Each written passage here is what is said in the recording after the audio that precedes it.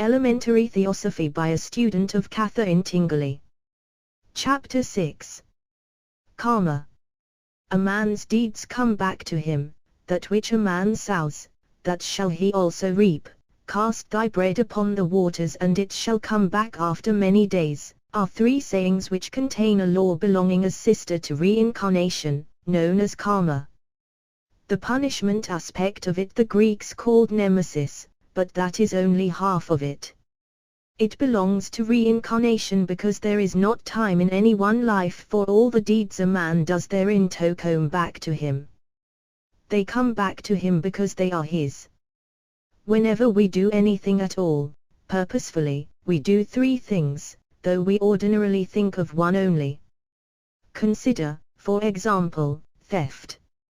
A. The thing visibly done is the taking of someone else's property. B. Invisibly, a change of character for the worse is made. This shows itself in the fact that whatever is done once is easier to do the second time. C. The third thing, also invisible, is that the world's atmosphere, in which we all share, in which our minds live as our bodies live in the common air, is poisoned. An evil wave has been sent into it. This wave, in however slight degree, does act on and affect the minds of all other men. The world is hard enough, cold enough, selfish enough as it is, this wave worsens it. The minds of men become by it, in however slight degree, more suspicious, more grasping, harder. They feel, though without noticing it, an increase in what we might call the thief element. Of course the wave sent out by one single act of theft is very slight. But when we multiply it by millions every year, we can understand why the world is as it is. Each of the millions has broken the harmony that should have been, the harmony between men in act and thought, which must sometime come about. A whole life may be spent in undetected and unpunished theft. But it was all registered. The successive acts were written deeper and deeper on the man's character, and they sent successive waves into the world's atmosphere. To that atmosphere, which he helped to make, with that character, which he entirely made, the man comes back. The echo of his own past deeds returns to him, finding an exactly answering echo in his nature. All the world tendencies, the effects of all the deeds ever done by man, come flooding in upon him, as they do on all of us. Some find no echo in his character. He may, for example, have no tendency to murder. He will be tempted only by those that do have their echo in his character. All is now ready for the opportunity. When that comes, what will happen? What is likely to happen? He falls under the load of impulse he built into himself. The luck not to be found out, if it can be called luck, which he enjoyed before, some time or other now fails perhaps on the very first occasion. Then there is a calamity, disgrace. By that he may learn to reform, or many such may be necessary, extending perhaps over more than one life. They go on happening until at last he is strong enough to receive out of the world's atmosphere his own current, find its echo in his own nature, and yet refuse to yield. When there is no longer that echo, the battle is finally won there. The man has fought and neutralized that much evil, he has cleared the world's atmosphere of that much of the stain which he made in his thefts. This is one aspect of karma, the coming back of evil deeds. The law cannot forgive anything, for that would be to leave our characters still weak. True forgiveness is done by man himself when he turns so strongly to his higher nature that he becomes at one with it. After that he can face the echoes of his own deeds without fear, they find no answer in his own nature. There are many other aspects, for the law is really an explanation of life. Good deeds come back as certainly as bad ones. He who does a good deed sweetens the world's atmosphere and his own character. The current comes back as an urge to repeat them, finds an echo in his character, and goes back to others with the benediction of some new good deed. The world is bettered, its burdens eased a little. The man has the inner joy and peace of harmony with his divine nature, just as, by the other kind of action, he has unrest within and without. Ill deeds bring inner unrest and outer pain, good deeds, inner peace and outer harmony. With both hands this law helps us on to our greater destiny, to the real life to come. But karma goes even deeper, it replies to defects of character which are not seen to injure others.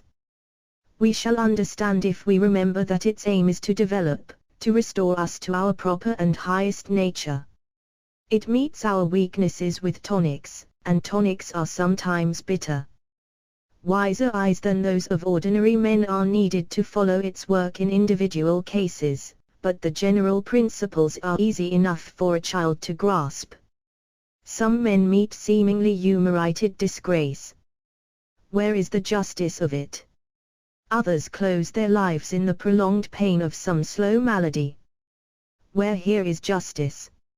In man's own former thoughts and deeds. It is nature's response to character. We must try to take nature's long view if we would understand her work in its beneficence. In such cases as we have supposed, there must be a failure somewhere needing correction, some flaw in character needing strengthening. Some characters only bring forth their finest flower after great pain. The pain is transient, the flower eternal, and it was the flower that nature wanted to secure.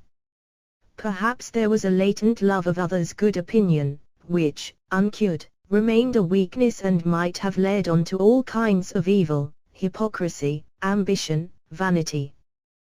The weed is now uprooted. But in the last life it may have been very luxuriant leading, it may be, to some marked sin or crime. Karma carried that over to the next page of her ledger, the next life. But the possibilities in details are endless. Physical pain, again, often calls forth the most magnificent endurance, strengthening the will in some cases as nothing else can. In such a case it could be crudely described as punishment for the lack of endurance and patience, or, more correctly, as a difficult bit of nature's beneficent training. A good deal of the work of karma is to call our attention to failings of which we were before unconscious, and give us the opportunity to correct them. So the theosophist sees in the workings of karma a law which is wholly beneficent, which punishes and rewards for one sole purpose, the evocation of the soul. It works behind and through every event of our lives. Nor are its ways inscrutable. If we watched all that happened to us from day to day and from year to year, noted what duties came up to be done, what pains and pleasures came into our path, what accidents befell us if we watched instead of complaining, we should find that at every turn we were being offered opportunity for growth of will, of mind, of character.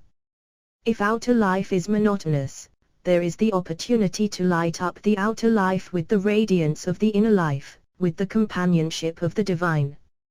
If outer life is painful, it is the opportunity to develop will and endurance.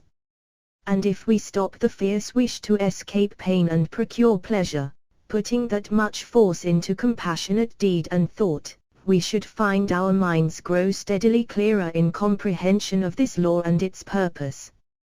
There are no accidents. Whatever happens we have ourselves brought about in this or some other life. We have done, or left undone, and the effects of both constitute our environment and the stream of events. Our deeds of yesterday are the parents of the events of today, and events are the mask of opportunity. They press on us from without, as our divine will does from within, both in the same direction. Karma waits at our side, and when we have acted or not acted, she adjusts the effect so as to teach and train us. We have free will, the future is absolutely in our hands. Karma, if we so choose, will show us her face as friend, it is always inner peace for those who walk with her. She is always the friend of those who make themselves the friends of humanity, who develop every faculty and talent and strength of their nature that they may serve humanity the better.